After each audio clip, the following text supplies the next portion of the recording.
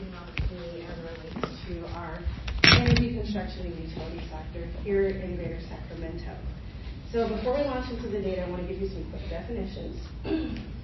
So COE defines, I'm going to just say ECU because it's a very Mauldin sector title.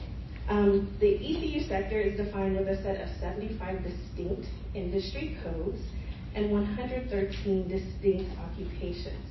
Industry codes help us figure out the economic activity related to businesses, while occupation codes help us measure job activity within the sector. Though I mentioned economic activity, I'm really not focused on that today. I'm looking at the workforce side of things. So during the presentation, you'll see that the ECU sector is an important one for Greater Sacramento because, first, it's a major economic engine for our region, and it's growing. The sector offers strong wages and accessible career opportunities for our community members. And third, Greater Sacramento is at a turning point for infrastructure and energy. Things that I want to highlight related to that statement: the region is experiencing continued residential and commercial construction and large-scale infrastructure and transportation projects. I'm thinking primarily of the airport work that's happening, because whenever I go there, I'm kind of like, oh, there's a lot of construction and it's holding me up. And the work that's being done on I-80 and Watt Avenue. There's so many other things that are happening in our region as well.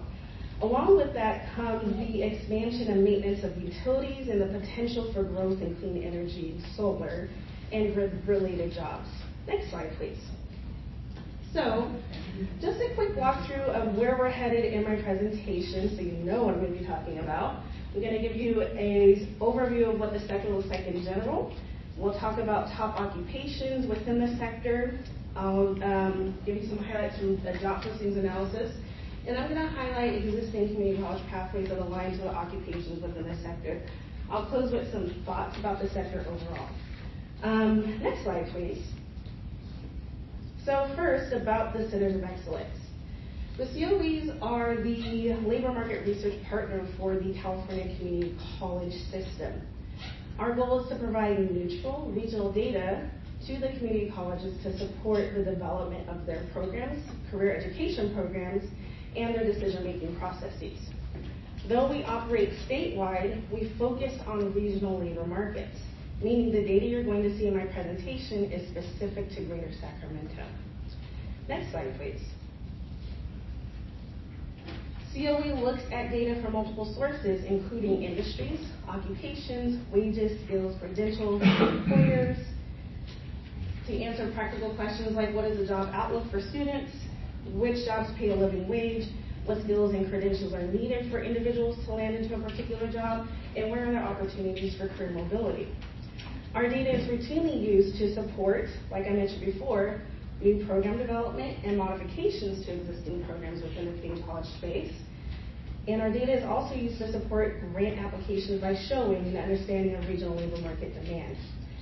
So coming back to the ECU sector is data rich and fast changing, which makes ongoing analysis of what's happening in the sector especially important. Next slide, please. So we're going to start just with a brief overview of the sector. We've got some high-level snapshots for you. Next slide, please. So, big picture. In 2024, there were around 119,000 jobs in the ECU sector here in Greater Sacramento. Just so you know what Greater Sacramento encompasses, it's 7 counties. That's El Dorado, Nevada, Placer, Sacramento, Sutter, Yolo, and Yuba counties. The jobs within the ECU sector represent about 9% of Greater Sacramento's overall job counts. So it's a pretty sizable sector here for us. And the sector has strong earnings at an average of $103,000 annually per job. The growth outlook is really stable. The sector is expected to add about 6,300 new jobs by 2029, so that's the next 5 years, and at a steady rate of 5% overall, which is just slightly below the regional job growth rate of 6%. Next slide, please. Looking at employment over time. Historically, the sector experienced significant job growth between 2014 and 2019, with the addition of nearly 30,000 jobs in 5 years.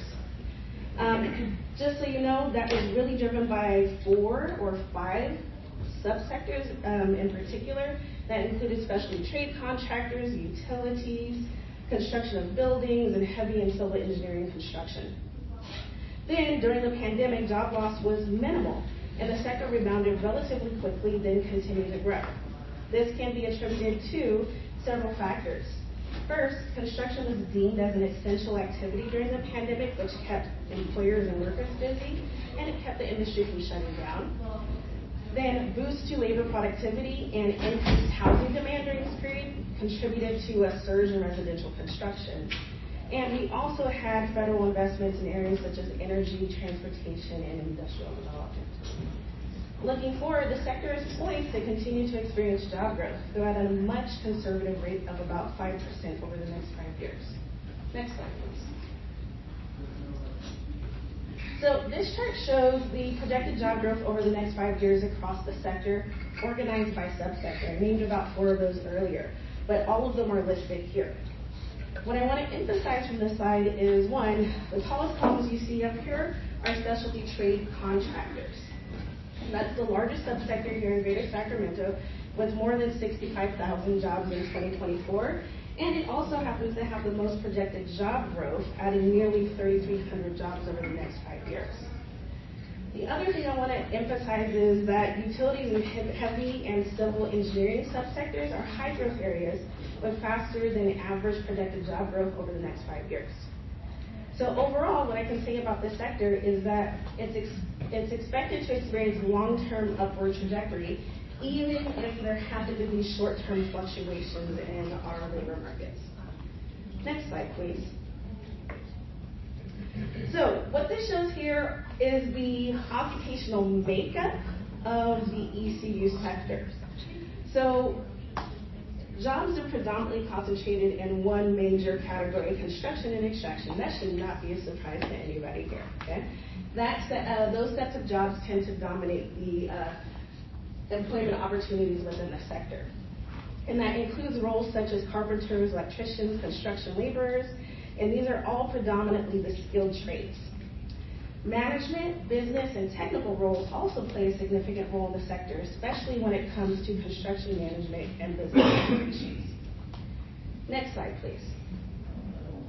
In terms of the workforce demographics of the sector, the ECU workforce is heavily male compared to all Greater Sacramento sectors.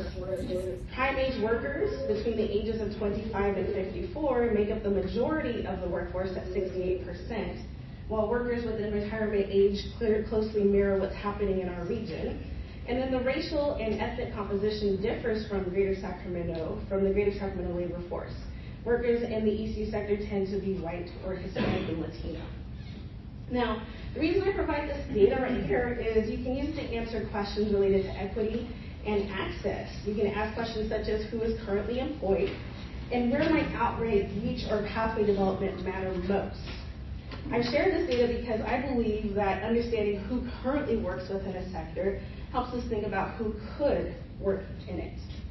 Broadening access to ECU careers is a win for communities, workers, and employers, and it opens the door to quality jobs for people who have historically been underrepresented, while also expanding the talent pool at a time when the composition of our workforce is changing. This is especially important in a sector where replacement jobs or demand for replacement jobs is just as critical as growth. Next slide, please.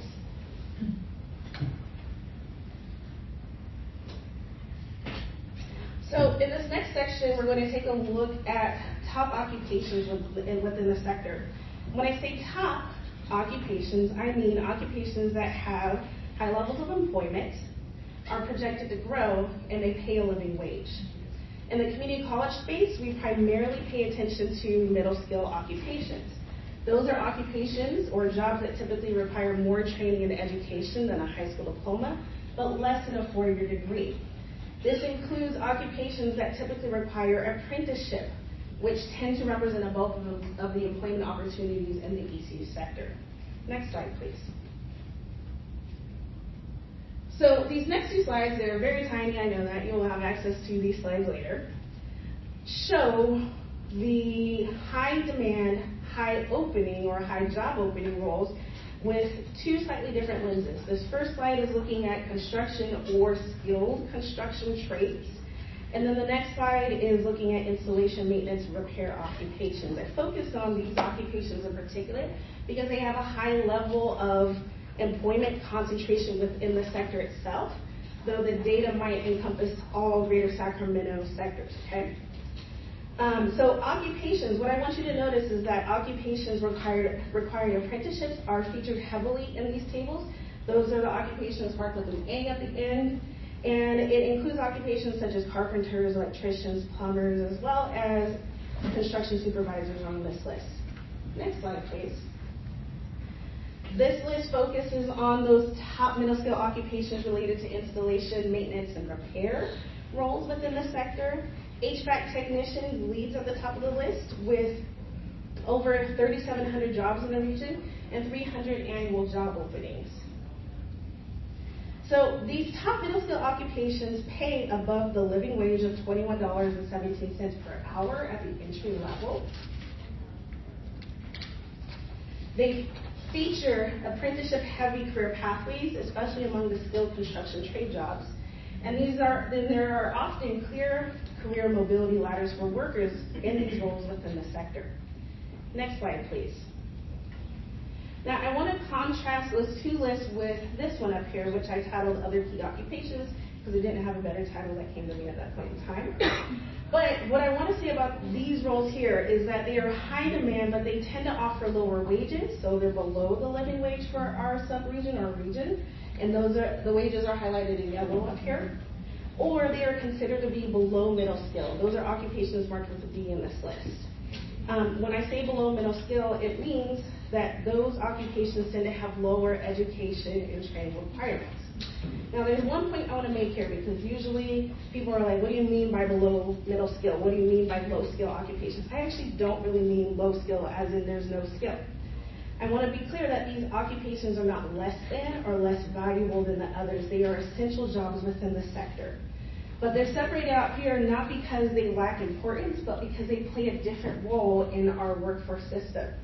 In many cases, these are the jobs that get people in the door and can serve as critical stepping stones into middle skill occupations, in the skilled trades, and long-term careers with additional training. So one other thing I want to note at the top of this table is the construction laborers occupation. This is a role with significant demand in our area, but the earnings are just below the living wage for our region, which is why I put it here.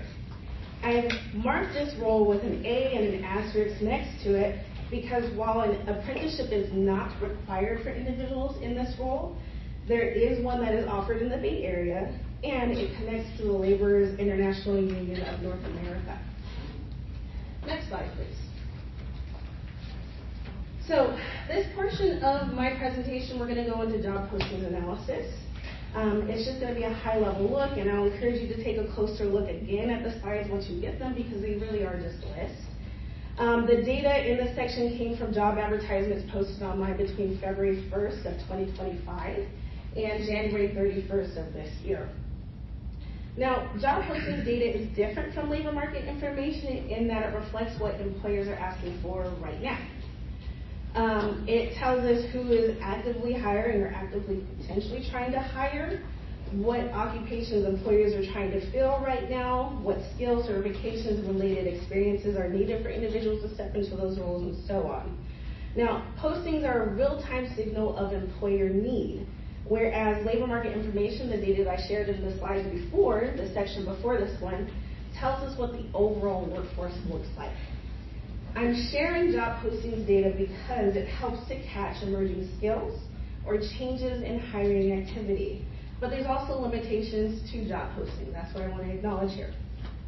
Not all job postings are posted online.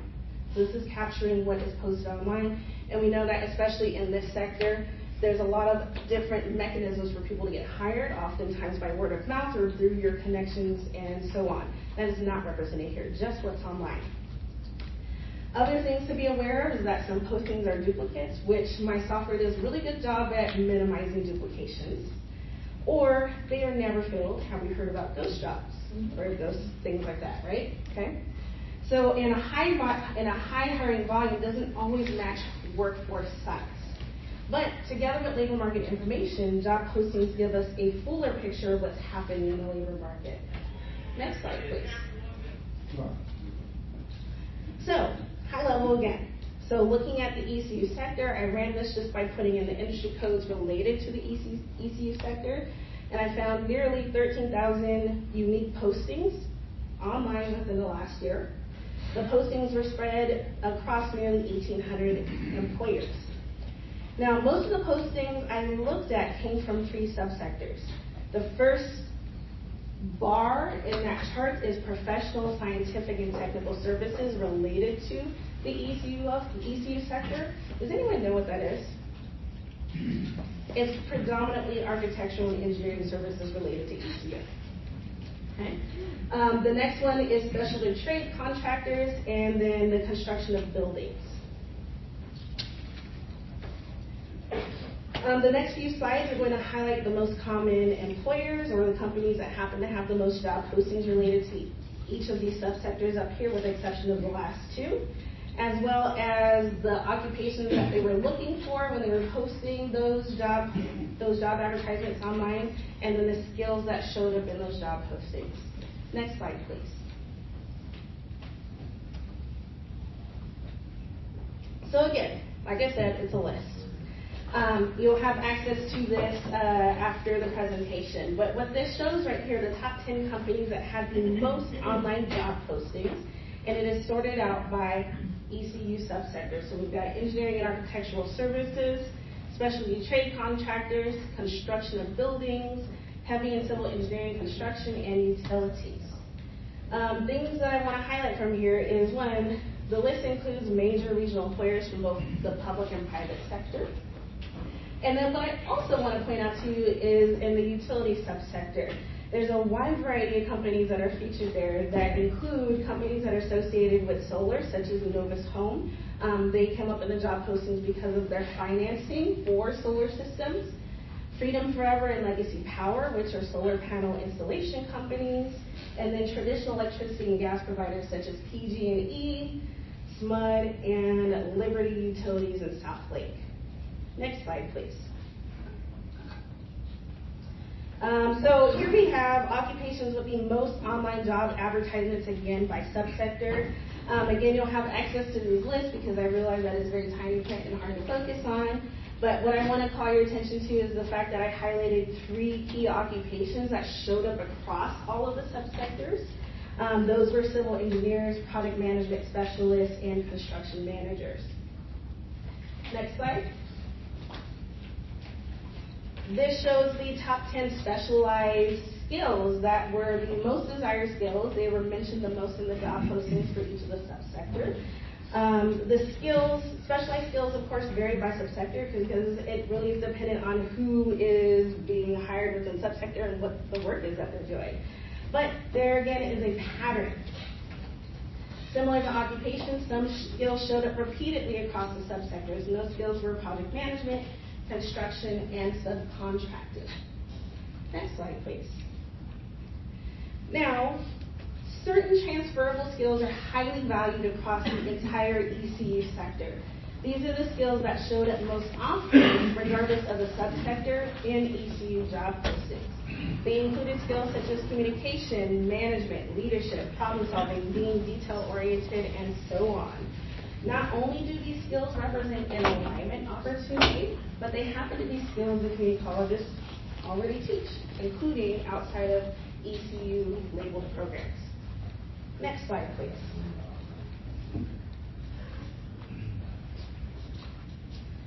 All right, so last section, we're just going to take a look at the existing community college programs and the number of awards that are coming from those programs. Next slide, please.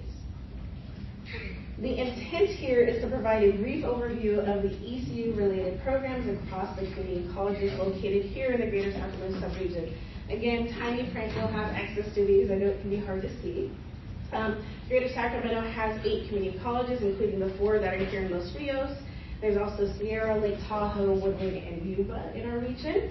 And what I want you to notice up here is that there is a strong presence of programs focusing on apprenticeships here at ARC, the construction trades across the community colleges, architectural and engineering, as well as building instruction, construction management, design, and then waste and wastewater management. Next slide, please. Now, across, looking at all of the awards that came out of the community colleges here in the last 3 years, Greater Sacramento Community Colleges conferred about 757 awards per year over the last 2 years. A majority of these awards came from the 2 areas at the very top of the chart, carpentry and drywalling. So something I want you to pay attention to here, or make a note of, or ask is, where are completions aligned with our projected openings? Remember those most in demand or top occupations I shared earlier? And then where might expansion or redesign be needed to meet current and future workforce needs for this sector? Those questions is really where labor market data hits or meets curriculum planning. Next slide, please. When you say awards, is that a certificate, graduation, or what is that? It's certificates and degrees. Okay. So they're the paper things that people get for completing the programs. Yes. All right, so next slide. I'm going to wrap it up. So to close, I just want to reiterate 4 core messages for this presentation. First, ECU is a cornerstone of Greater Sacramento's economy because it's a conduit for economic activity here. Almost every other sector in our region depends on ECU to function and to grow. Second, growth in the ECU sector is steady and it's long term. This is a large, stable sector with sustained growth. It is not a boom and bust story currently. Third, middle skill roles dominate opportunity within the sector, as do opportunities for our community members to earn strong wages and experience career mobility. And lastly, community colleges are essential to the talent pipeline. A majority of the occupations I highlighted in the labor market information require post-secondary training below the bachelor's degree level. Community colleges are the primary institutions in our region that offer these pathways at scale and in close alignment with sector needs. I've listed some resources or reports that are related to the sector in the slides. You can take a look at those once you have access to the presentation. And now I'm going to stop talking and give you all an opportunity to ask me questions. Okay? Do the numbers that you cite for employment, current positions, and also forecast, is that inclusive of union and non-union employment, or just union? Yes, it's inclusive of all of them. Okay. Yes. First of all, thank you. Good job continuing on while we're trying to figure out the technology. So I wonder if you could talk a little bit more about the age demographic. So we've lumped 25 to basically 55-year-olds in one, and that's arguably the vast majority. Yes. So I wonder if you could talk a little bit about, any insights on workforce, and then also I'd love to hear if you know or have this information. Similarly, the age demographic of the folks who are being served by these programs at community colleges. Really hear my thoughts around. I'm curious if it's sort of younger professionals, or if how much retraining is happening, and or what stage in their career they're in. Okay. So because I've been hearing anecdotally a lot of questions about, hey, we want people who can be site managers or project managers, and the state is really figuring that out. Yeah. So first, in terms of the age demographics that I presented, yes, I kind of lumped everybody in there together because my core thing was to show that the majority of our workforce happens to fall within what we call prime working age, that 25 to 54 age demographic. In terms of variability within there, can I be honest, I do not remember it 100% off the top of my head. I will have to go back and look at that. And I will most definitely include it in like an FAQ or something just to kind of highlight those changes. Similar thing kind of with the demographics of the programs off of it. It's just not sticking today. I'm sorry. It's a Friday afternoon. Yeah. It's Friday. So thank you for your grace. But I will most definitely look into that and get back to you through like a written response. Yeah. You mentioned completion to 757 over 3 years among 8 colleges? Yes, but that's an average, so every year, 757 awards across. We have 8 community colleges within the region, but only 6 really have programs that are devoted to the ECU sector, and that's the 757 awards annually for the last 3 years, so each year 757. Yeah. Was the starting wages, was that a blend of union and non-union rates? Yes, it is. Okay. Absolutely. I know that there's variability, and I did do a little bit of digging into kind of union versus non-union kind of data, but unfortunately I didn't get it all together in time enough to kind of put a synopsis together about what that looks like for our region. So that'll be something that we take a closer look. So I know oftentimes that's a huge question for a lot of people. Like when you compare union jobs versus non-union jobs, what are really the differences and what's happening there? So I'm going to follow up on this work.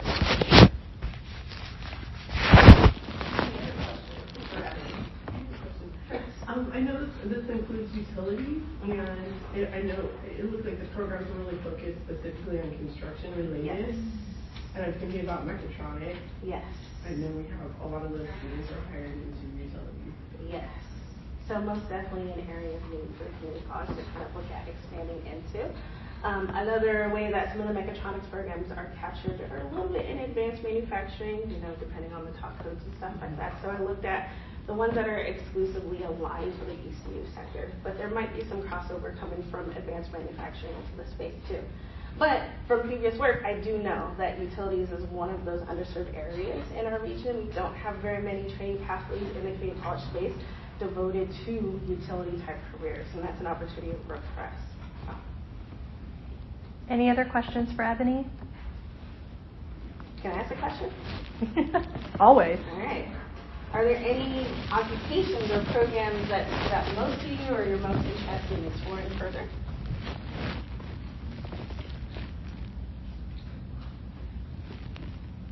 I kind of have a comment. I was surprised to see HVAC lower on the list, especially with the data center rooms, because data centers is also, that's pretty much HVAC. Just a little surprised there that it's so far down the list. When you say far down the list, you mean? On your kind of occupation, the slide, Okay. It was a little shocking to do that. Oh, okay. It was, it was at the top of the installation, maintenance, and repair kind of slide there. But in terms of number of jobs, there could be different things happening within Greater Sacramento. I know that, so we're looking at data that's specific to Sacramento, and I know that there are data center booms that are happening. I don't think that's specifically happening here, so that crossover may not be influencing the market here. I think what individuals are really kind of focusing on here are kind of the residential needs and then the commercial building needs. Y'all are industry experts, so you can correct me on that if you want. My feelings will not be hurt. So it's just a little bit of a different industry mix that's happening here, perhaps, compared to what's happening in our neighboring states. Yeah. All right. Well, thank you, Ebony.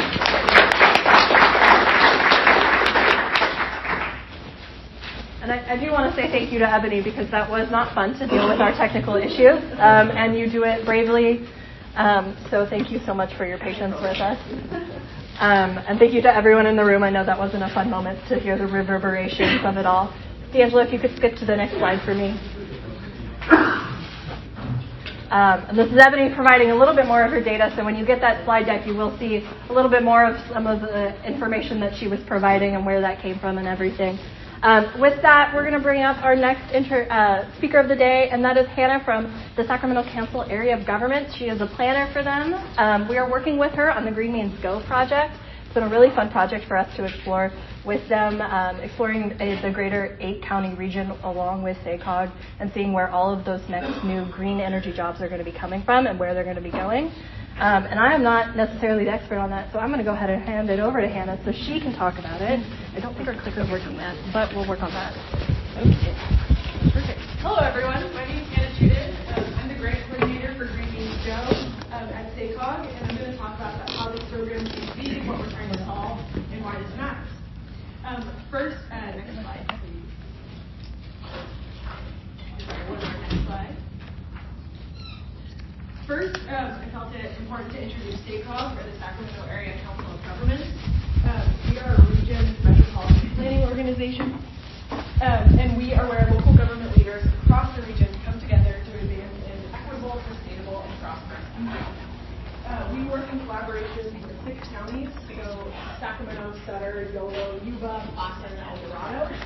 and the 22 cities within those counties to solve challenges that are too big for one jurisdiction to solve on its own. We play a central role in transportation infrastructure planning, as well as funding and technical assistance for cities, counties, and transit operators. So now I'm going to talk about Green Means Go, which is at the core is SACOG's implementation program for infill housing. Ever since the original blueprint 20 years ago,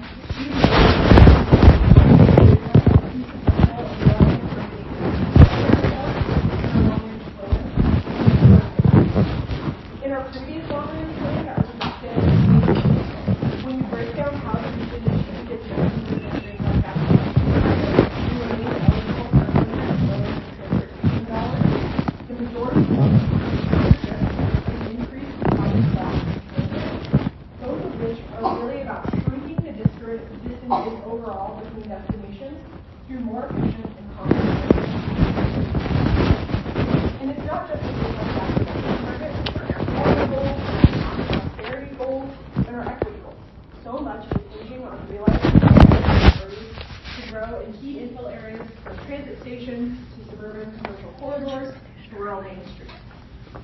And that's what we're seeing in 2020, is that growth is happening in some places, but not in others. And that's what formed the basis of Green Means Go back in 2020. This is a direct implementation action of our 2020 MPP SCS. And that said, we're trying to put a spotlight on local priorities to create new housing in infill areas with an emphasis on product type diversity and affordability. And what we want to do, and we want to do this through technical assistance to local governments around meaningful policy reforms that make it easier and faster to build needed housing. Funding for said policy reforms and targeted infrastructure investments that both reduce the cost for developers and stimulate development. In particular, those investments are frequently non-transportation infrastructure upgrades to things like water and sewer that can sometimes be the biggest barrier to new development. And it's worth noting that while the focus of this program has been on new housing, this program has all of these other local priorities around job growth, revitalization, economic development, safety, and fiscal health. These things are all working together to create more livable places, and all SACOG has done is to consolidate that message into one place that resonates at the state level to attract funding. So how do these goals actually materialize? Well, before we had any money from the state, we wanted to demonstrate that our local vision on infill could be concentrated into a regional message. So we started by creating green zones, which are locally nominated areas where the region wants to focus first. We now have board or council resolutions with 26 out of our 28 jurisdictions. And green zones are designated according to several key criteria. Their location in a center corridor or established community. They already have existing capacity for infill housing, meaning that a jurisdiction has zoned and planned for additional housing growth or a mix of uses in these zones. Or there's a presence of underutilized parcel identified for reinvestment. Could you define infill, please? Yeah, infill is, I think the easiest way to describe it really is that infill is where there's already things happening. So you've got jobs, services, different locations, rather than on the periphery of growth. It's like on the border of where there's already defined growth. Does that answer your question? Right. So, like around here, you want to try to figure out if there's open spaces to build more housing. Yes, so like if there's empty parcels or maybe there is a failing strip mall. I think a really good example of infill actually, if you're familiar with Citrus Heights, the Sunrise Tomorrow Mall, it's been failing for a long time, and they've actually just recently adopted a specific plan to fully redesign that into a mix of housing, commercial spaces, open space, and parks. All of that would be considered infill, and it's actually been awarded several grants through the Green Means Go program. Thank you. Yeah.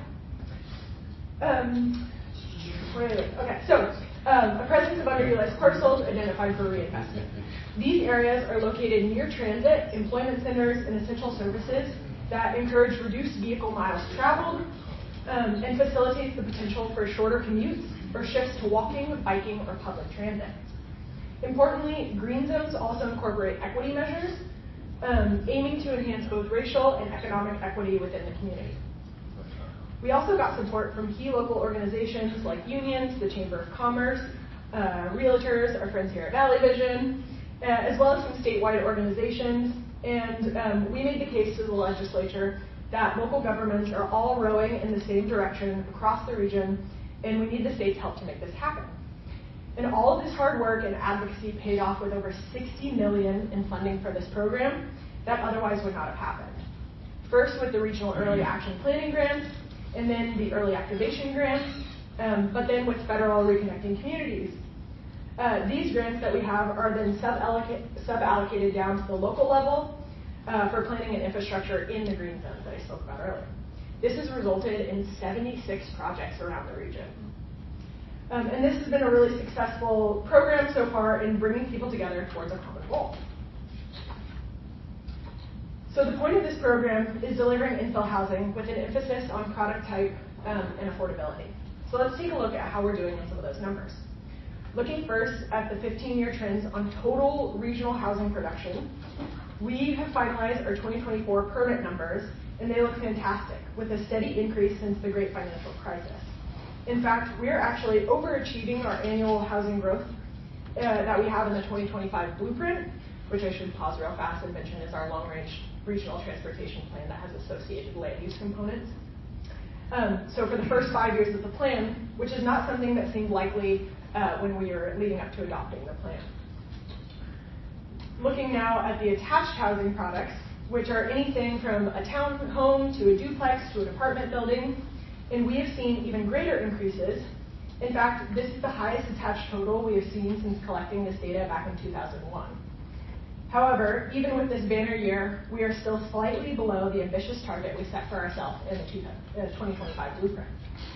We are also seeing fantastic trends in product type regionally, with ADUs continuing to boom, and this convergence of large lot homes and attached homes as a percentage of total units.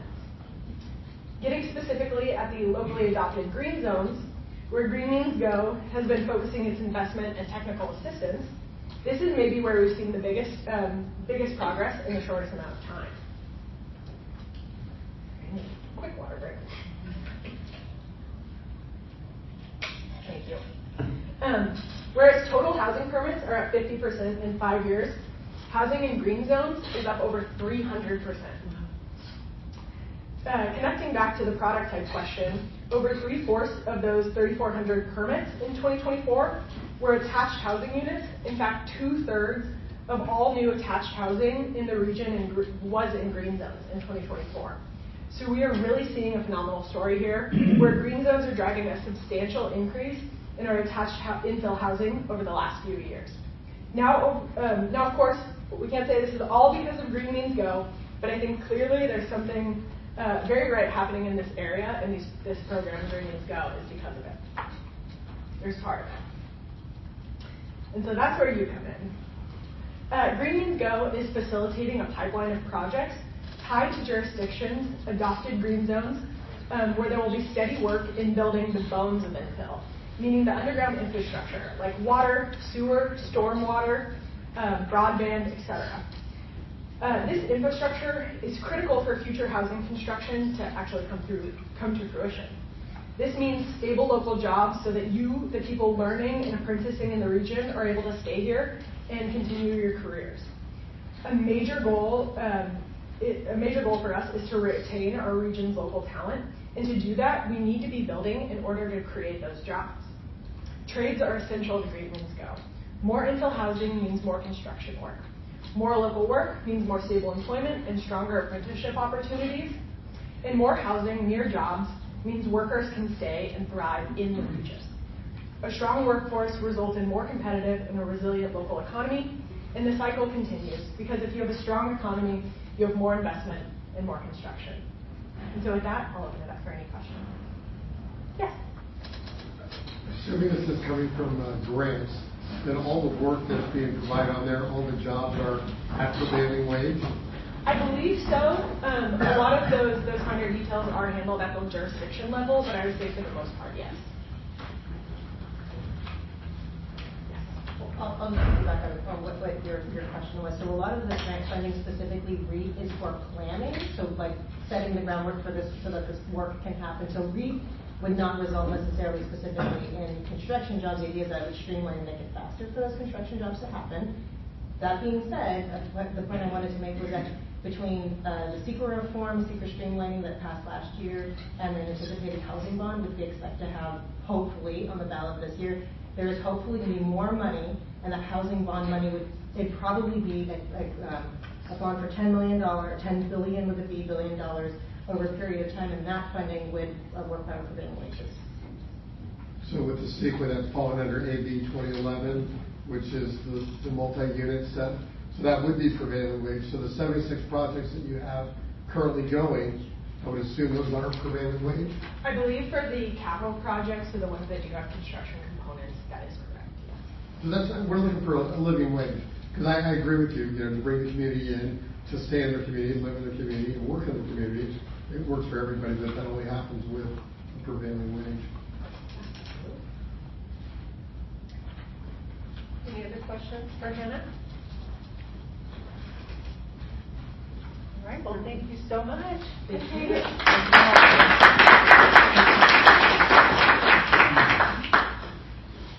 Thank you so much. It's been our pleasure to work with SACOG on our Reconnecting Communities and Neighborhoods project, which is a part of that. Some of our employer partners have heard of us talk about that, and that is the perfect segue into our panel discussion. So without further ado, I'm going to invite our employer partners to come to the front here. We have some chairs for you all up front, and I'll introduce everyone just shortly. Thanks so much.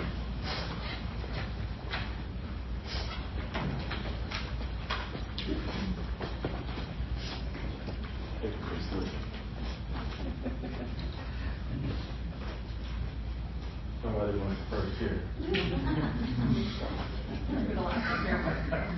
I'll take it first. All right, thanks all for joining us. I want to welcome up on the stage here, and I think almost everybody's got in order here, but Tegan Mauldin, the Regional Workforce Development Manager over at SMUD, Samantha Blackwood, Talent Manager over the Division of Human Resources at the California Department of Water Resources, Mark Adams, Workforce Development Manager with Kaiser, Ron Godinez, Recruiter and Supervisor at VR Building Systems, John Furchie, Compliance Officer at UA Local 447 Plumbers and Pipefitters, and Tony Hernandez, Executive Director of the Nonprofit Organization and Training. Welcome. Thanks all for joining us. And I think Rhonda may not be here yet, just to note that, yeah. Thank you. And we'll kick it off with our first question, which is sort of to help folks introduce themselves as well. Can you briefly introduce your organization and your role, including some of the main services or products that you focus on, and a snapshot of your workforce, what that looks like, whether that's size, some of the skills y'all work on, or the diversity in the workforce. And I'll kick it off on this end of the table and work my way to My name is Tony Hernandez. I work for NorCal Carpenters Training. We're a JATC. So if you're not familiar with that, we have the union, and then the training, and then the contractors. So they're all my bosses. We have currently 11 trades in our organization. That's why when I see some of the charts, it kind of throws me off because it shows drywallers on this one list as a minor trade when they're part of the carpenters union and they're a living wage just like the carpenters that make the same. So it threw me off a little. Those are just a couple of the things. We have about 4,200 apprentices currently in the program. The numbers you saw for the ones that got the graduated through American River, the carpenters, those came through our program and graduated through this program as well, with the drywallers and the floorlayers as well, through American River College.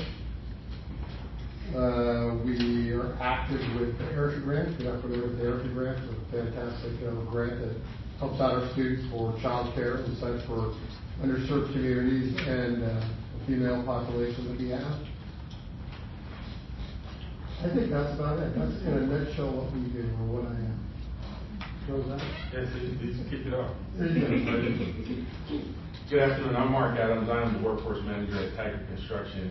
My primary projects I work on is I look at our workforce and how we are going to evaluate and try and introduce new people to this thing called trades, right? I work on the fact that I talk to people in the college field as well as in high school about this transition of what success looks like, whether you choose to go to college or not, and how what he talks about more of a living wage is successful at the age of 18 as opposed to going to college.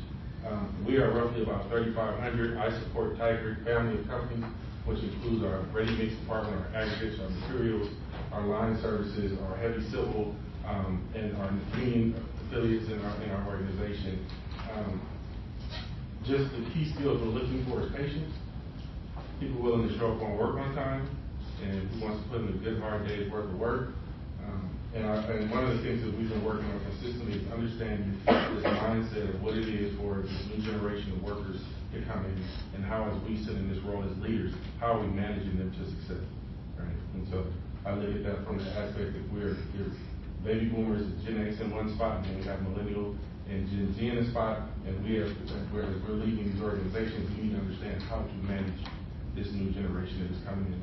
In 2035, 75% of our workforce will consist of millennials and Gen Z, and there's a different way that we look at work ethic that we may not be interested. So, in the workforce space, I try and help our organizations understand the complexities of it all and how we're going to adapt and adjust with new technology coming in. And I'm John Hershey. I've been a member of UA Local 447 since 2015. In the last 5 years, I've been our compliance officer, and my duty is just to make sure that our union brothers or non-union brothers and sisters are getting taken care of in the prevailing wage environment, but also to do things like industry advancement and outreach and stuff like that.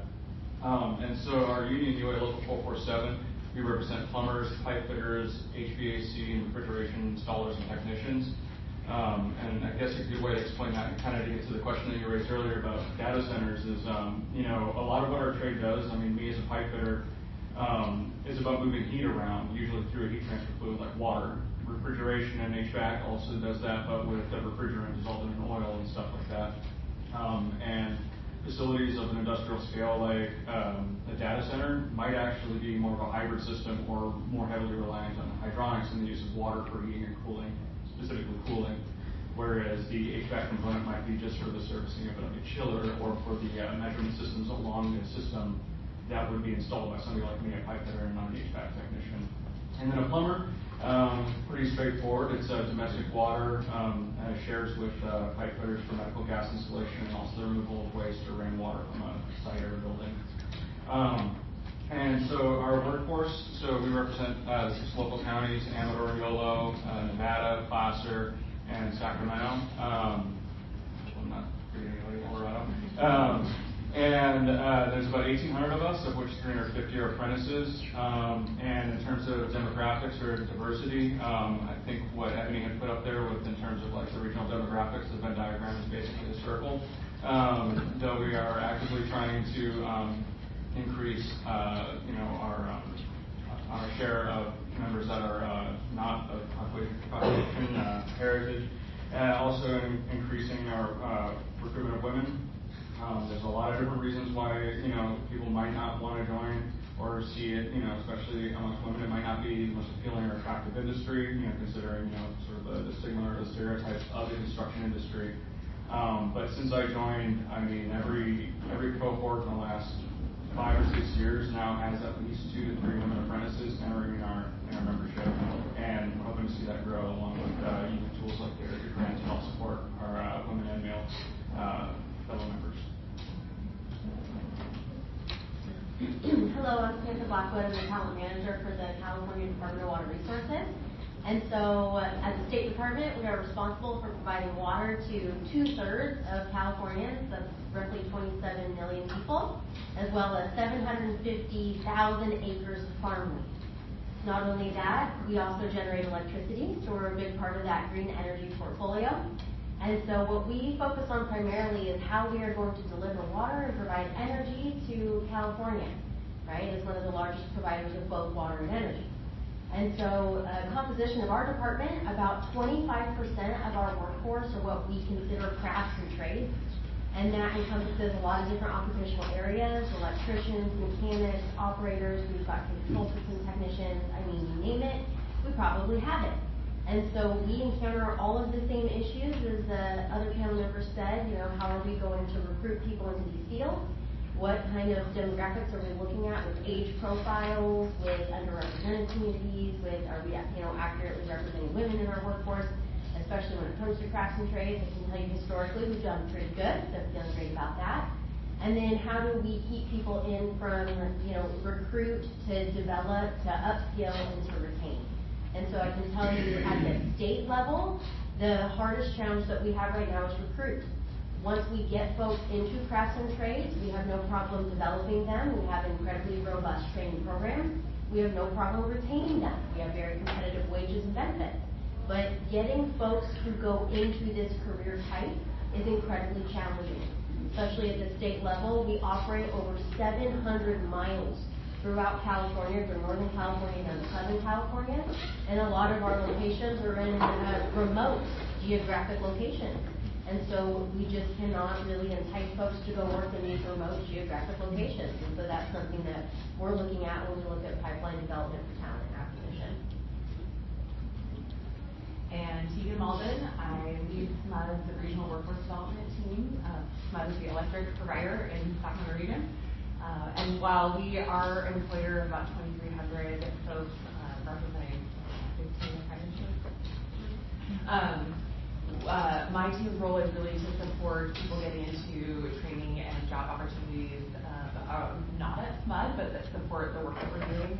We do that through community partnerships, and so we have around 50 workforce development specific partnerships across a spectrum of training, everything from basic behavior-based interview prep, interview, cover letter, and resume writing, all the way to 5 to 6 weeks, solar installation, and electrician career apprenticeship, and everything in between that encompasses all those wraparound services that take for granted when trying to apply for and be successful in a career path.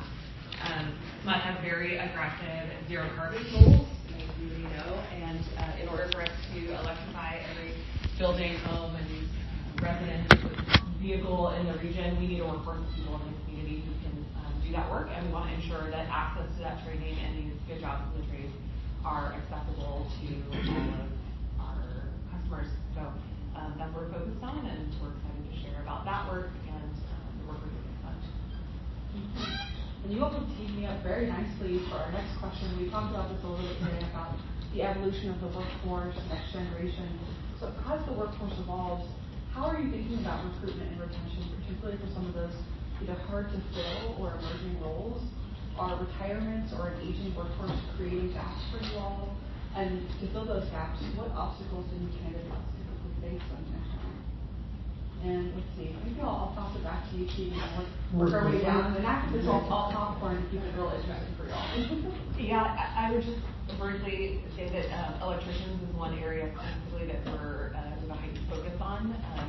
We recognize that there's already a shortage of journey electricians, and that skill set is required for a lot of different things. When you talk about the boom in data centers and AI, while we've got some in the area, Rancho is trying to be a hub for that.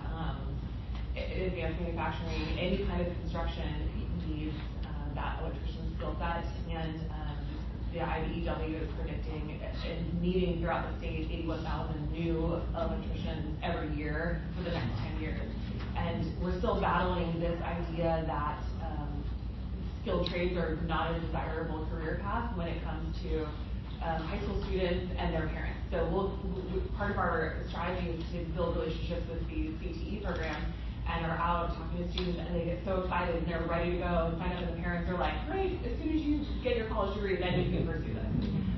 So we're doing what we can to highlight the benefits of this incredible career pathway, that instead of ending 4 years of your apprenticeship with hundreds of thousands of dollars in student loan debt, you are got a savings account with all this money in a retirement started. So we have partnerships specific to electrician pre-apprenticeships and education programs to get folks into awareness and into those trades and others, but specifically electricians come to mind. Thank you.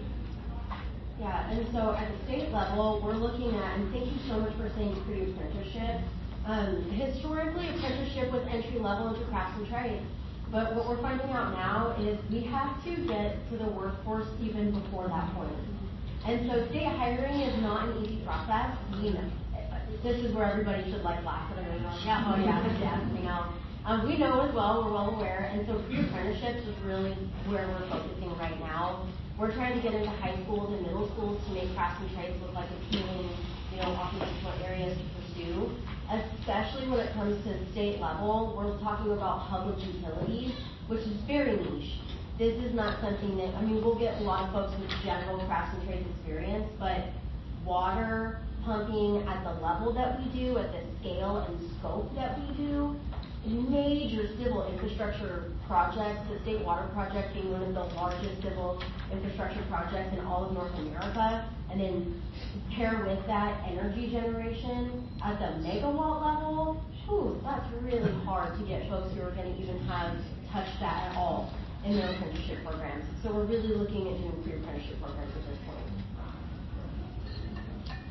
Yeah, in terms of recruitment, I mean, talking with you all here today, I mean, like we do speak with educators, we do job fairs and such, and one of the best avenues that we have is also our relationship with our community partners. So, for example, the Sacramento City Unified School District, we have us and the Building Trades Council, of which we're just an affiliate, have a community workforce training agreement, which also includes language like targeted demographics or zip codes, based on either historically marginalized areas or economically depressed areas as places to recruit from and prioritize for SUSD's projects.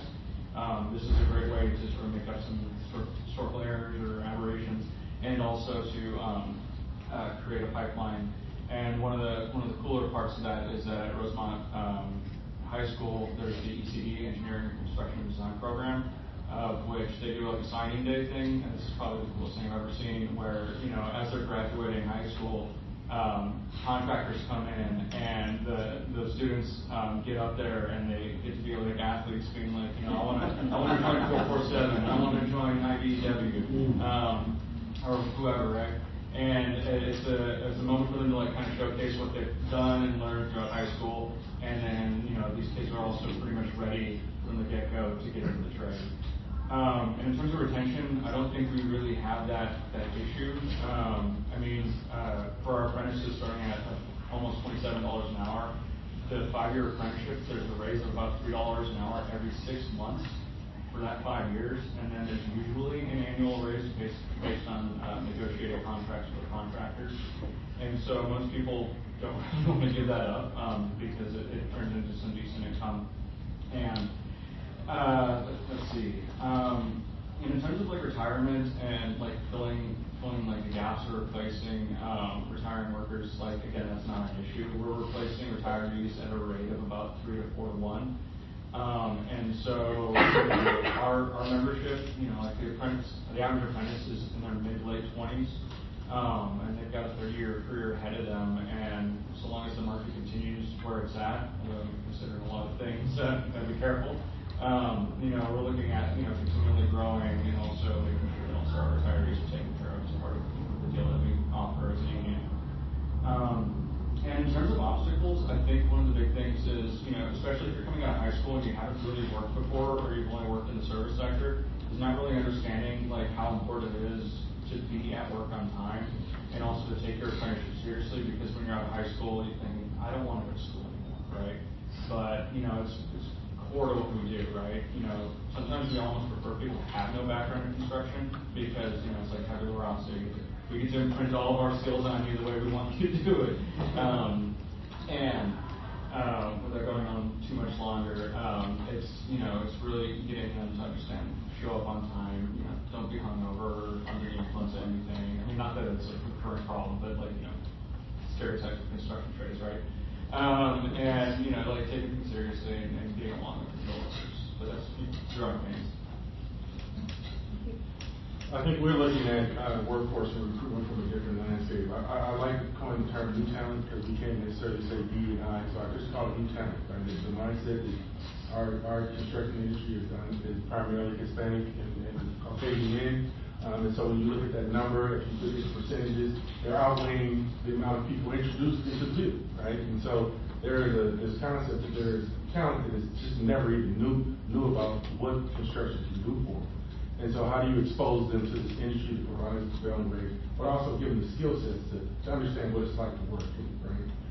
When you talk about new talent in construction, there are plenty of barriers that prevent them from being successful, right? A woman coming on to construction force has a lot of barriers to it, right? There's this whole concept that 75% of African American men who are in the field have experienced racism. So there's barriers to that. And we have to be mindful that we have to address those issues when it comes to construction. But the last thing is patience, right?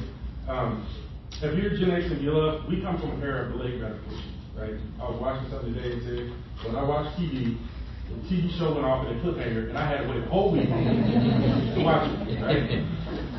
What I found nowadays is that people coming into the industry, they want what I had that took me 15 to 20 years to get, right? And so when we talk about barriers, we're talking about patience. What is it for you to become an apprentice to reach the number that everybody's talking about, right? So we skip past the fact that, yes, it's a high-paying job, it takes 5 years to get there.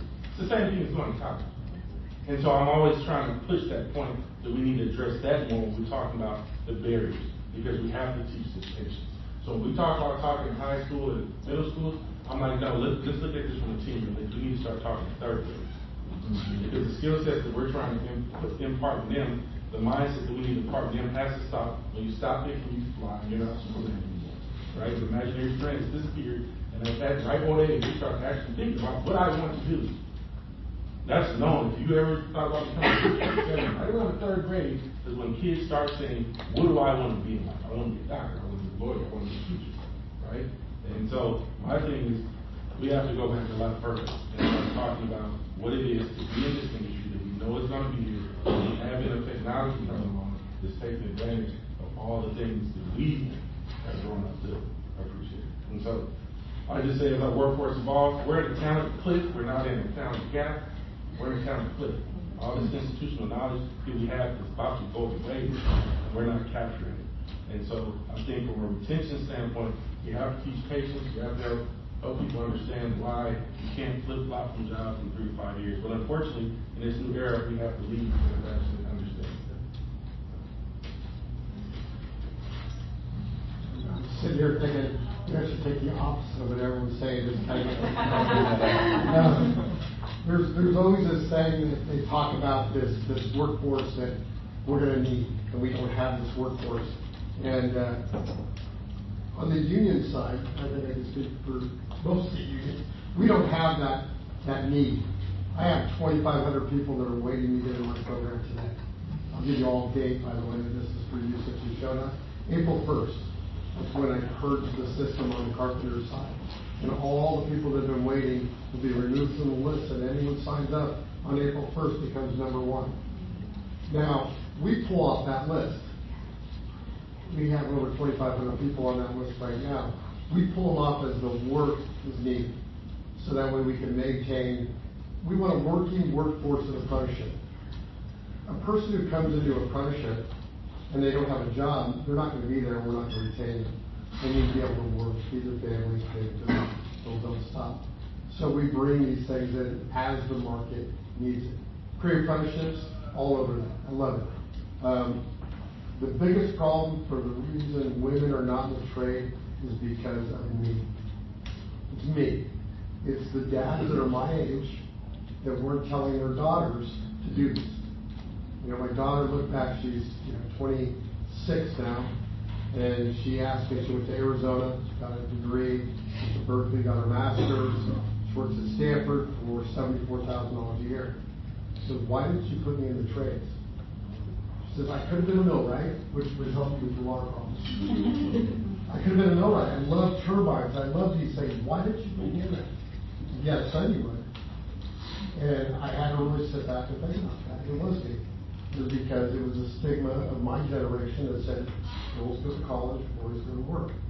So if we want to change that stigma, we don't need to talk to the girls.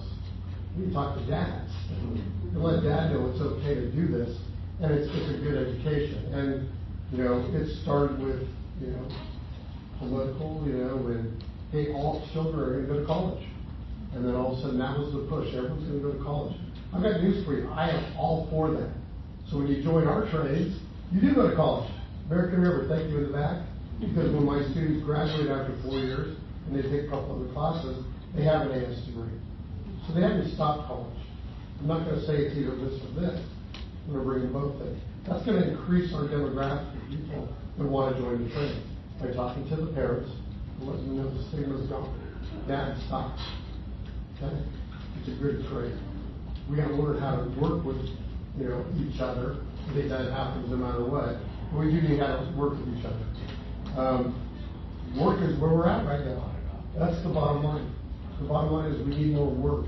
We get work through organizations such as yourself, where we're building, and we get it through, political means like AB 2011 things that say, hey, listen, if you're going to build here, we'll help you with the permit process and push it through. But you need to hire a prevailing wage. You need to hire from the community and pull from these areas because they've been underserved for so long, and bring these people in and bring everyone up. And leave the money here instead of people coming from out of town who come in and take these jobs. It's only going to occur is if we work together as a community and say this is what we want. We want a living wage. You can't live in California without that. There is that one area where people are retired and people are coming in and all that. But the ones we're bringing in, we have to entice them to come in. It's all about we do stuff that I can't even,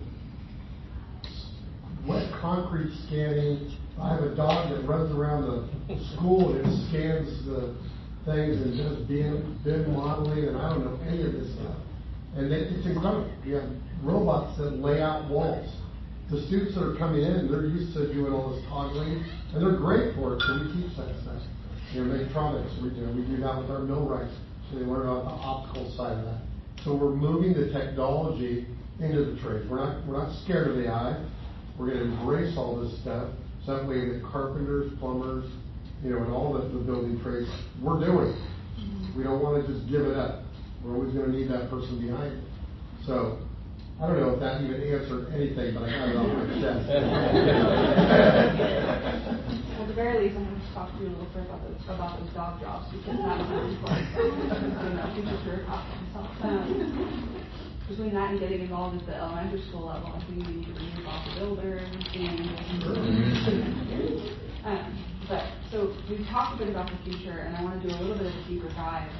In looking deeper into that, which occupations and skills are the most in demand for you all right now in your respective fields?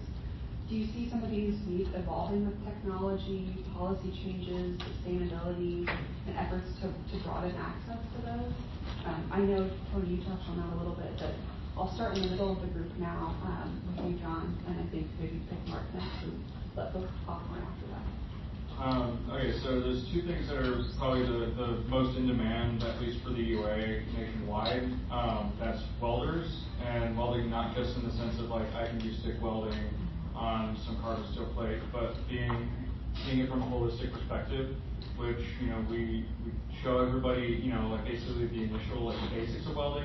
We try to give everybody like a structural certification for something that's related to piping. But for like somebody to be like an actual welder, they have to know TIG, stick, MIG, and not just welding on carbon steel, but stainless steel, dissimilar metals, Inconel, whatever. Because when there's major projects going on, say like in Georgia, if there's a nuclear plant being built, or like in Roseville with the Bosch semiconductor facility, where there's high purity piping that's being installed with orbital welding. It's people that are qualified and trained to do that. We definitely address that in our training program, but there's still a shortage of welders. And so I believe nationwide there's probably somewhere around 400 open calls for welders out of 400,000 of our members in the U.S. and Canada. And so, if you know somebody that wants to be a welder, send them our way. But then the other one is also HVAC service. So as things change, and also getting especially with heat pumps and how they're becoming more and more ubiquitous, not just for heating and cooling of buildings, but even for water heating and cooling. And also the constant changing regulatory environment, and especially with environmental stuff. It's constantly evolving. Every year there's new stuff in codes, there's new products that are mind-blowing, like using CO2 in place of like 410A for supermarket refrigeration. It's great because it's not flammable. It's just CO2. You can get that anywhere. and it doesn't have those HFCs or whatever that put the ozone. I'm an HVAC guy, so I can't speak too intelligently on it, but it's so addressing those things. And to that end, we even installed a CO2 market refrigeration module at our school. I think it's the first on the West Coast, and Local 343 I think just got one as well, where our apprentices and journeymen can work on this. But that being said, as technology, and policy changes too, one of the benefits of being part of a union apprenticeship program, a joint apprenticeship training system, like any other union, where contractors and labor sit there together to come up with a curriculum, along with, in our case, Los Rios as our LEA, to come together and actually figure out, okay, capital is represented there, labor is represented there. Capital sees what the demands are for new things. Labor actually installs it, and we can actually collaboratively come up with an adequate training program for both our construction side and our HVAC side. And aside from that, it's cool what's going on right now with us. Pipe fitting will always be there, plumbing will always be there, but welders, definitely need them. Thank you. We're primarily, in civil, we are primarily working with laborers and operating engineers, senior masons, that kind of work. A little bit of electrical work going on. And we see a huge demand in our labor sector, right? And the reality is that we don't really have a labor shortage, we have a skilled labor shortage, right? And it's important to understand that, we'll call off for a step 2, 3 apprentice. Right? So a lot of times we're pulling an apprentice and they don't have the qualifications we need for them to do the work. And so it comes to that point where you're starting to understand where are they missing it early on so we can get them sooner than later. And I think I was always impressed by this action that happened in Georgia, where they actually went to their state assembly and lowered the age for their students to actually start getting qualified hours to do work.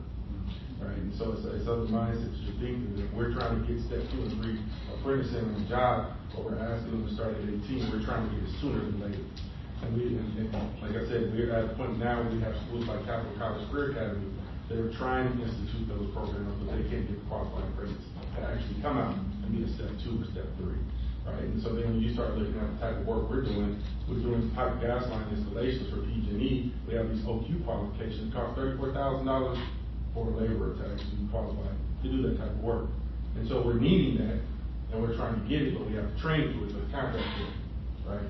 So it's how do we satisfy that demand? So when you start talking about policy initiatives, it's these conversations, I actually enjoy the fact that we're having these conversations, because we need to start pushing the thing down the road a little bit more and start talking about how policy is going to play, and to making sure that these high school students and junior high school students are actually starting to get the credit they need so that they can come out of school, like having an AA degree, but have these also qualifying hours that says that they're qualified to do the work that we pull them on the job. So that's 10 years from now, you see me say, Mark, get it. And so just, when you talk about broadening access for underrepresented groups, I think the biggest thing is, policy change have to come to a place. We have to have a different mindset at the leadership level. It talks about cultural awareness, and technology is here. We're not waiting for it to evolve, it's here. Right? I teach construction management at Site State, and the biggest thing I talk about is having AI and computer programming and software. We have machines now that they send a Wi-Fi signal to it and it does the work. So you have to be mindful that as we're evolving, we have to start preparing these students to understand what technology is doing for our workforce, and are we preparing them now as opposed to later. So I tell all my students, take some software programming class just for your own money. Because you'll get into a CM job at a Tiger that has a program. So that's what I think about when technology. But since here, it's not evolving. Sorry. Actually, I would like to continue on that technology aspect. And so the state, we have aging infrastructure, we have for a long time. And so there's a huge push right now to have more predictive technology at the state level. And so historically, we've been pretty reactive. A levy will fail, we'll better fix it, that sort of thing. And then it was, let's be a little more proactive and get some people out on the levees, and we'll do visual inspections, and we'll try to plan that out a little bit better. And now we're trying to be predictive. And so I have this crazy gap in my workforce right now where I was at a pumping plant a couple months ago, and we've got 4 hydroelectric turbines, 3 stories tall. It's loud as heck in there. And I'm walking with an operator who's been working in that plant for 30 years. And he goes, "Do you hear that?" I'm like, "No, it's loud." And he goes, "I can tell based on the sound that this 3-story turbine is making that this is going to have to be refurbished or replaced in the next 5 years." I can't replace 30 years of lived experience, but I'm having to with apprentices who are coming in to do the same job with a mobile tablet, and they're reading dashboards of a vibration sensor that's on the same turbine. So I've got this huge gap in lived experience with people who now need to come in and learn how to use AI and dashboards and mobile tablets, but they're doing the same job. So technology is not going away. It's evolving, and we need to embrace it. And so finding apprentices to come in with that skill set, that's wild, but that's where we're at. Tony, and then from Tegan last. I would agree. I mean, the welding, I think anything that's tied to a certification is a good thing. And I don't mean OSHA 10. That is a certification, but I'm referring to a welding certification, some type of certification on maybe a bid management system, stuff like that. That would be the largest thing. The welding is huge. We have, we utilize American River, and they've got a guy. I just met one of the instructors today, and then, oh, there he is in the back. And then there's another gentleman here that's Mark, who's just probably in the state of California, the best welding guru I've ever met in my life. But that we are falling short on that. We noticed it when there was a call out for some welding to be done at Sacramento Airport. They were welding stainless to mild steel, and no one had that certification for stainless to mild steel. So we got the call out, and we ran the class for that. Those can be brought, those tools can be brought at the high school level. And, we have a bunch of what we call letters of understandings or MOUs with schools. And they have great programs in there. We like to go in there and grab them as they're coming out. We grab about 5 or so of the students and bring them in our program. But again, it's tied to the job. I can't bring people in if we don't have the work. That's the biggest thing. But technology, yeah, it's out there. I mean, they're doing things that are just incredible. Even pile drivers, you think their job is just to count, but it's all being mapped, GPS, and done work with a tablet. And I'm looking at it going, I've got 42 years in the union now, and I never had a tablet in my life till last year. So it's interesting. We do have the kids that want to do it. It's a matter of learning how to work with them, which we're doing more of. What I mean by that is all our instructors now are learning how to teach to that. It used to be, back in the day, my boss would say, frame a wall from there to there, and it's that tall. I put my head down and I frame the wall. And now there's just one more little piece, which is frame the walls from there to there, that tall, and I need it by tomorrow because I have inspections.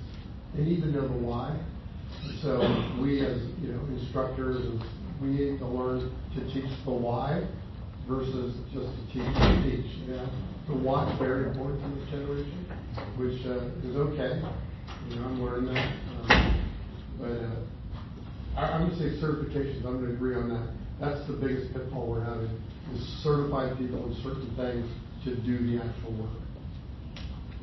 I can actually add to that too. Just to harp on the welding a little more, almost every construction craft has a welder classification incidental to it. So, if somebody's interested in welding but maybe doesn't want to get into the piping industry, there's almost every other one has an opportunity to do welding. And I know some kids really like this sparks and all that.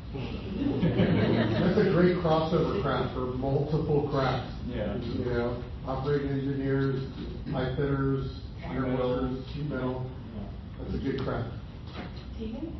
Yeah, it's covered everything. I think I would just add, this is the trick question, right? This is the thing we all need to kind of figure out why we have these conversations. It's like, wouldn't it be great to just say, well, these are the jobs that are in high demand, and this is what we're going to need over the next 5 years, 10 years. So just go train everybody in these things, and they'll have jobs. It's so tricky because even looking at the Center of Excellence data, and seeing, according to the numbers, that there's a need for solar installers. When, those of us who work closely with that, when I see that high bar graph, and then I talk to the graduates coming out of Grid Alternatives, and I talk to our solar contractors, and they're like, we're hiring, there's no jobs here. So, there's sometimes a disconnect. And I think it's just constantly evolving, and we're all just doing the best we can to try to upskill folks and try to pin this moving target. The one thing that's consistent is the trades. However, we don't know how AI is going to change that. We don't know how technology is going to change that. And so the better we can equip people to be nimble and continually, I love Mark's philosophy of, we need to be teaching the skills of how to be a learner and how to show up more than necessarily this specific tangible thing, this certificate or whatever it is. We need to teach them skills that are going to help them be successful no matter what this looks like. And none of us know. So it's, and I can give you a list of jobs I think, we think, we're going to need these skill sets, but at the end of the day, we need people who can adapt and change and learn and grow and want to continually upskill. So, thank you. When you kind of got getting into our next question, looking at that regional labor market data, even looking at some of the data that Hannah shared as well, for other folks, and feel free to turn back in as well. Is there anything that really stood out to you in some of those different skills gaps, in the differences in hiring, or in the workforce needs driven by these public projects? Was there anything that really stood out to you all? Or maybe think a little bit? I'll lay that out and let folks jump in. I came late.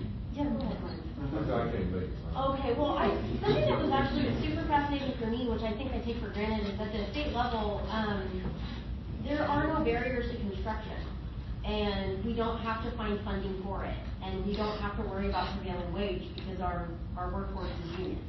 And so what stood out to me is I take all of this. I have other challenges, don't get me wrong. It's not all like sunshine and rainbows, but those are not the specific challenges that I have in the public sector. And so that was fascinating for me, in that you do all of this groundwork to remove those barriers so that you can get work done. The grants and the funding and the projects and the permitting and speeding things up that in the public sector we don't have to worry about. And so that was really fascinating for me, and even just the pre-work. I might have missed the slide, but I want to say this, because I was racking my brain about this question. I'm glad you answered.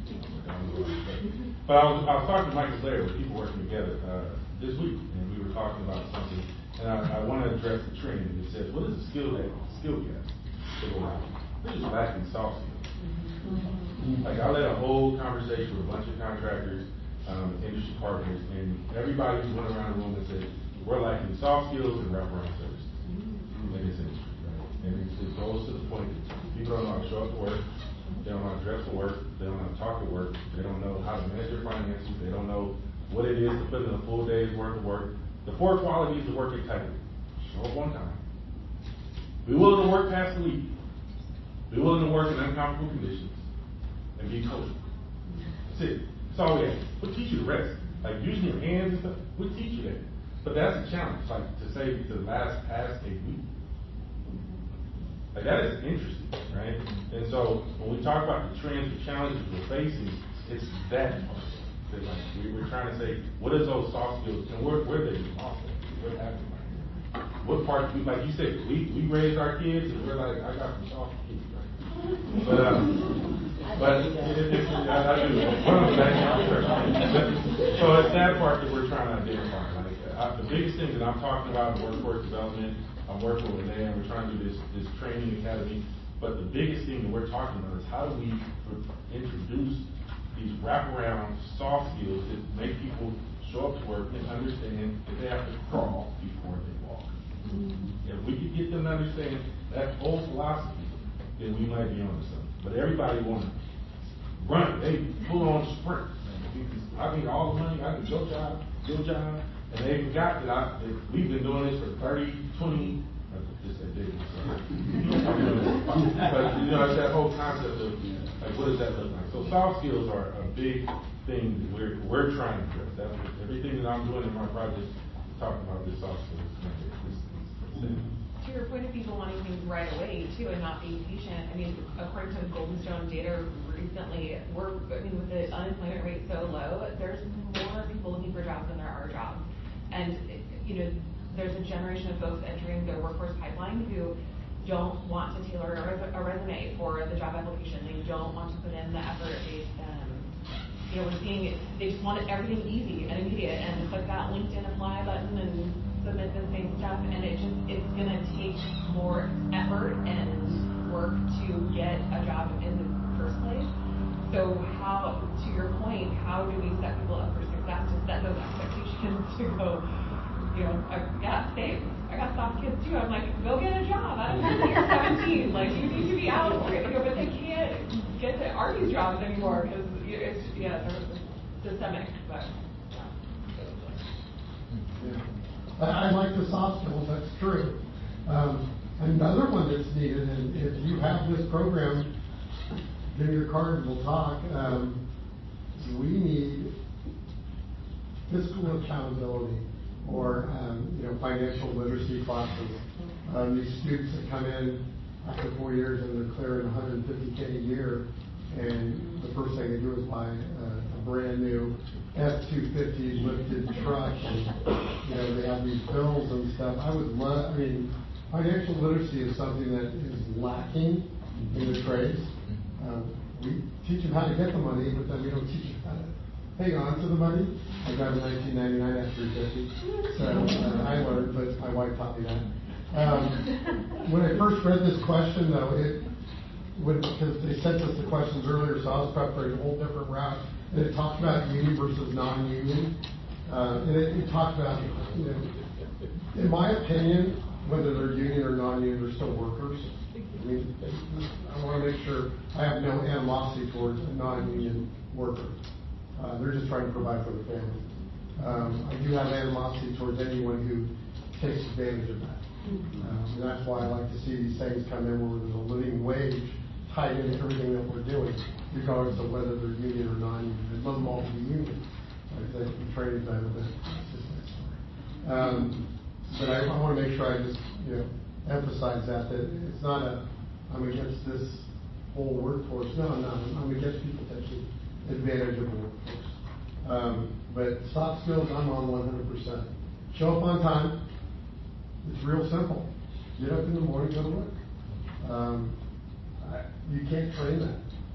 We can teach it. We can do all this other things, but if they show up that way, it's going to make them better in the long run. I was talking to my wife, and we were laughing because a student took off the day because it was an odd reason. My wife said, in the 30 years that we've been married, I can think of 2 days you called in sick. And I said, because you don't get paid when you sit at home. That mentality's kind of gone. I used to just get everyone else sick. But still make a check. We need to teach those soft skills. I think it's something that we really need to focus on. And then financial literacy. So if you have one, let me know. I'd love to team up with you. Okay. We got one last round of questions and we'll have some time for Q&A. Just to piggyback on the financial literacy, one of the graduates from ECD, coming straight out of high school and getting into our trade. I don't know if any of y'all know who Chris Antrim is. He's one of the instructors there. One of the students, he was talking to him, and he had $100,000 just sitting in his checking account because he wasn't spending his money on it. He's like, dude, invest this in something, or at least put it somewhere a little safer than your checking account. I mean, it's like the exact opposite problem. I wish I had that problem, but, it's just like, I remember reading this book called Rivet Heads, and this guy, he joined the Auto Workers Union in like the 70s, and he's just like, all of a sudden I had $100 bills sitting in my drawer, and it's like, what do I do with it? It's like, when you start actually making like a living wage and actually like getting paid what you're worth, sometimes it's a little overwhelming. Sometimes you blow it all, or you don't know what to do with it. And of course with soft skills, but to kind of touch on a little more with the union versus non-union, like I agree, like every non-union worker to me is a future union worker. And when it comes to like the training, so like there's other accredited programs that do the same industry as we do. but sometimes they're a little shorter, and they're also only administered by the contractors, and there's no real labor input except for maybe like one apprentice that sits on there, and I don't know if an apprentice should be sticking up for the entire apprenticeship course when they still sort of are barely learning the system as well. But for example, like every one of our apprentices has to go on the construction site take a medical gas class. Now, whether or not you want to keep that certification up, that's up to you, and whether or not you want to work in hospitals. But if like a non-union worker, has been working, 10 years, non-union, hasn't gone through an apprenticeship program and is being paid as a journey worker and decides to jump into the union, the thing is, it's like, okay, if that guy was working 10 years but only doing residential, dealing with mostly ABS and PEX plastic piping, and then expecting to be, paid as what our contractors would expect the journeyman to be paid for their skills, they're not going to actually have the skills. And so sometimes that's a barrier also with non-union guys wanting to come in because they're already so established and they have, their income, they're able to support their families, and no shade to them at all for that. But, they actually might be lacking the actual skills that are, what our contractors expect as a base minimum for everybody that's going to be paid at our top rate. And there's also, other matters of, you might only be working in residential, or you might be wedded to only one company. Not to knock any of the contractors here, because, obviously company culture is important too. But economies go up and down, contractors have to lay off and hire, and if your whole life is dictated by the tempo of a single employer, that can also, cause distortions in, learned income and such. And so, other than that, though, too, being a union, we have 400,000 members, between the U.S. and Canada, and those members can travel, and they can, if there's all of a sudden a spike in labor demand, they can pick up the slack by bringing in guys from Iowa or something like that sometimes, or we can send people out to the Bay Area. But at the same time, we really do want to focus on, representing our community and recruiting from our community. Thank you. All right, we have one rapid fire round question, a minute or less, and we'll jump into some Q&A. What advice would you give to someone entering the field right now, especially folks who might not have those incoming connections or might be new to this? What's one piece of advice you'd give? And I'll do the pop point method. I'll take it. Go ahead. The first thing is you don't have to know anything. The thing is be patient, show up, use those soft skills, or learn those soft skills, because the apprenticeship is supposed to teach you everything. I didn't know how to use the skills. I was terrified of, obviously acetylene torch, because, whenever it goes pop, it's like, it's like at the range or whatever, it's spooky. It takes time to get used to, right? You're around a lot of new stuff. Don't expect to go headlong into being like the top welder, that you're going to get a red carpet rolled up for you every time you show up to the job site. Be patient, be willing to learn, because that's what we're here for. Our journeymen are going to teach you. Our teachers come from rank and file, and we're all here for you to make sure you succeed. Thank you. I would soft skills, ask questions. Is what I always tell my apprentices. You're in school, this is your opportunity to ask a question without a foreman saying, really? Let's do the work. We're going to answer all the questions for you. Ask the questions. Make sure show up early and ask more questions. And then last piece of advice for everyone here, April 1st, cccnc.org. That's when we are purging. If you have anyone that wants to get into the carpenters, April 1st, CCCNC send at 8:01, so they can be first on the list. And there you go. I'm going to say this is a loaded question for you. I'm going to ditto everything they say, but the reality is we live in a country that's misogynist, sexist, and racist, and in an industry that has all of the above. So I always tell people who are getting introduced to this industry, you got to have thick skin. That's unfortunate. You got to have thick skin. These foremen, they're of a different generation. They're going to cut you out. They're going to tell you everything that they can. And they're going to try to get away with it. And unfortunately, until this next generation comes in, you don't have thick skin. It's hard to break in. It's hard. You walk right up out of there. Sorry to put that down. Yeah, we're getting a little more positive here. To echo the ask the questions, I would say be proactive. don't sit around and wait to be shown to do something. Ask questions. If you see someone doing something that you don't know, say, can I job shadow you? Can I watch you do that? And build those skills like it's your toolbox. And those are the folks that I have seen be the most successful. I'll add to be open to everything, right? In addition to asking questions, being curious, and I would imagine that many of you in this room are not currently in the career path that you started out with, and there's so much out there. We don't know what we don't know, and I just always encourage people to like open all the doors you can, and then whichever ones feel right to walk through them. So you never know where you end up. Thank you. And with that, we'll open up to Q&A. I know Martin here has a question. Yeah, hey, my name is Martin Ross, and I am Deputy Director for the Health Education Council. I focus on internal affairs, partnerships, and workforce development. But one of the things that I was hearing is on soft skills, and we get to hard to reach, never reach populations where they live, work, play, and pray. But the thought is, from a health perspective, public health perspective, we try to talk to people because you figure out, like, why is workforce development? We say lack of financial education, unemployment, underemployment. Is that a health crisis? And I think it is. I think we'd all would be thinking about it. And then we start thinking about wrapping it around mental health.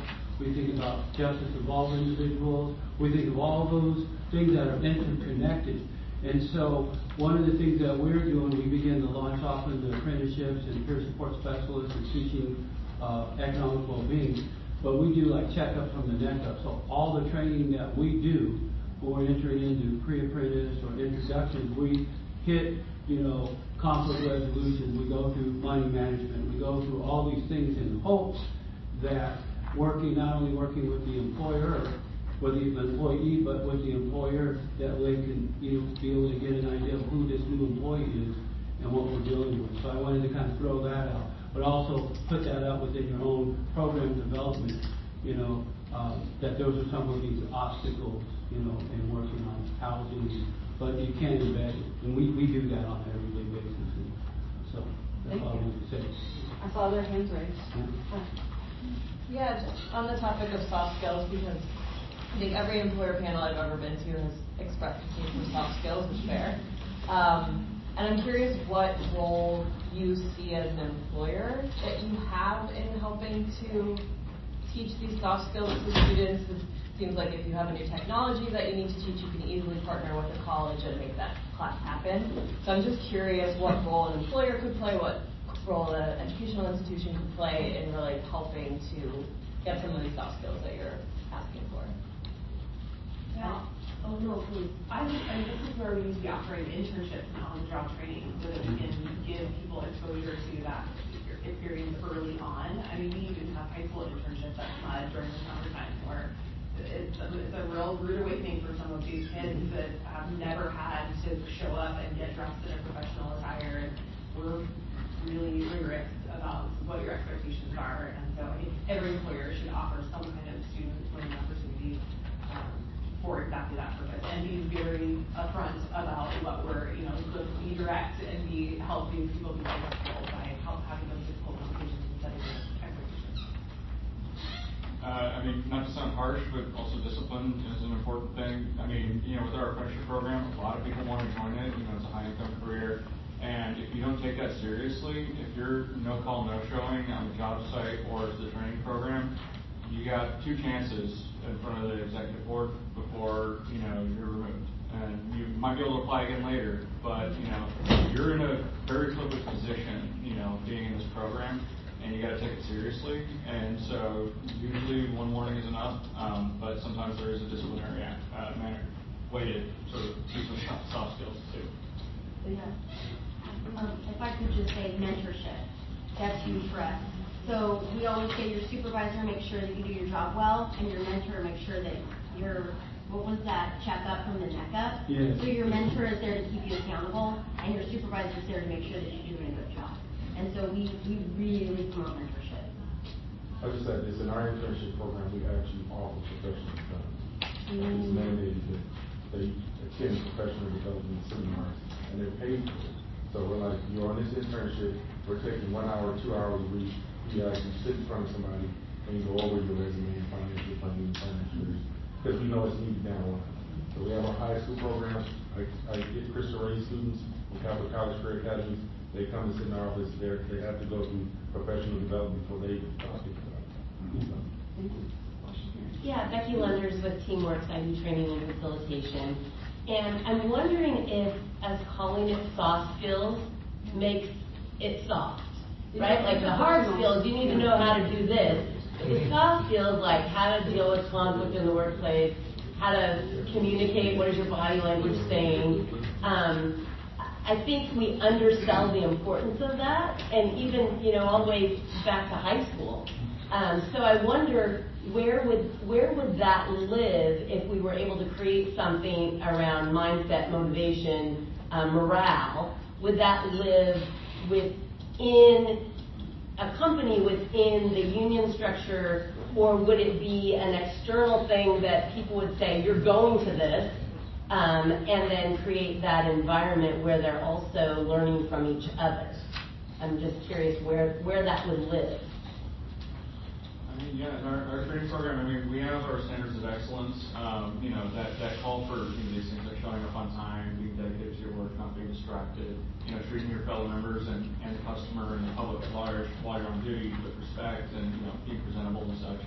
And also in our apprenticeship program, like the first class is always, history and heritage of the union, where we talk about some of these subjects. Obviously, it's an ongoing process, but on the job site, arguments do arise, and the journeyman can, come in. Everybody's encouraged to help resolve it, and we see everybody to simmer down a bit, And I know I said, discipline, but, hope we don't want to get to that point, but we strongly encourage people to, just talk. We start at 6, not 6:01, get here at 5:50 at the latest, just try to work on that, it's an ongoing process. Yeah, I think it's a cultural shift in workplaces too, right? I think also many employers take for granted that people should come in with these skills, and if everyone is saying, to your point, like we all keep saying over and over, we need these, then we should be accepting people with a little bit of grace and helping train that along the way. And yeah, there's a trend to call it professional skills or success skills, and we have to get away from that, like maybe some perception of soft skills, but yeah. So, Mark, kind of pointing at you on this one. So, pre-apprenticeships, everybody kind of hit on the need for pre-apprenticeships. So you got programs like people working together, doing a phenomenal job at that. One of the biggest barriers on this, though, is they're unpaid. So people can't go 5 days a week for 10 weeks, 16 weeks, however long it is. So going to legislation, like you were saying, how do we continue pushing for more money for training? I know that's you're in the right spot, right? Valley Vision, right? I always said Valley Vision for the work that they're doing in regards to the ability to find access to money for that type of stuff. Right? I think it's important that we're speaking up now, pushing legislation, and trying to get together to say we need the money to support this, right? So you're on the right path, and you're in the right room. These are the right conversations to say what does it look like for us to get money forward. Those types of programs. So we support it. The ULI, right? We're talking about that, right? The reality is ULI. We needed to ensure that these people could actually live. And they said they just need to be able to live and find a career path. And we're in a place where everybody needs to start thinking about upskilling. And I'll even add on to the question. Another challenge is when you go to the state level on the registration of a pre-apprenticeship, if you're getting paid, there's murky grounds there because then it's no longer a pre-apprenticeship. It's supposed to be an apprenticeship. So we have to do a stipend, but people can't live off a stipend. So like that, it becomes just a challenge. I'm not looking for an answer from the panel. I know you all probably know that just as well. But that just throwing it out there to everybody of like, that's a challenge, and it's a huge, huge need. You got organizations like people working together who could, do the soft skills, get everybody, those certifications. Unfortunately, they're not funding for those things, but they're not accessible to people because they need to be working. So there's like that, there's that bridge or that gap that needs to be bridged right there. Thank you. And I'll put a pin right there. my colleagues approaching. We're just out of time. But really quickly, I wanted to say a huge thank you to all of our panelists, not only in the calls that led up to being here today, but taking time out of their workday to come to this environment, to come to this college, and connect with you all. We're really lucky in our position as Valley Vision to be able to bring so many different entities in, whether that's some of the labor market data we heard earlier, some of the ongoing local projects that are happening, and employers all in one room to be able to delve into this. And really just appreciate you all taking the time out of your day to contribute your insights. So with that, I'll let you all find your way back to your seats.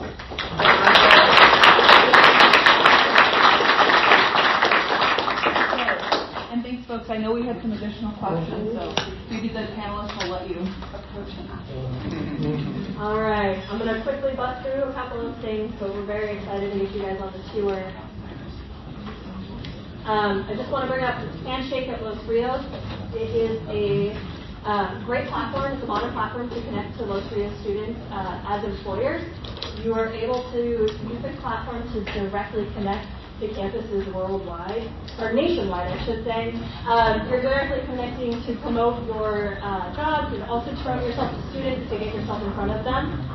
This is a great way to connect with local campuses and to take part in events online and in person. If you're looking to get involved at a Los Rios Community College, this is the way to do it. They even have people on their campuses, every single one local to you. There's a person there that's willing to come and help you set up your own Handshake platform. They're really excited about it, and we're excited about it for them. So we really encourage you to come and do that. Everyone wants to connect with the Los Rios Community College and wants to be a part of it. This is a really easy way to do it, and they're inviting everyone else to do that.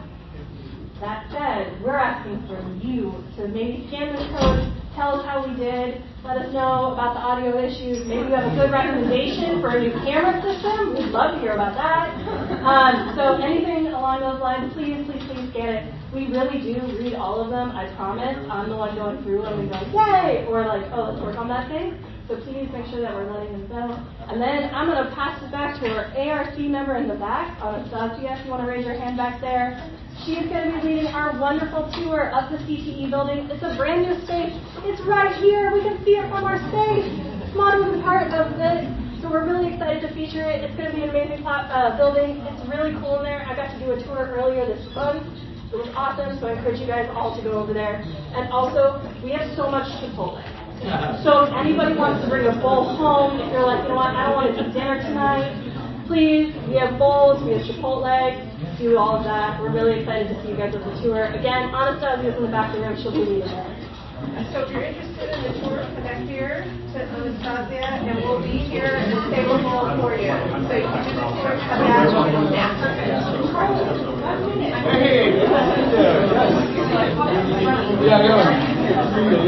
All right, everybody.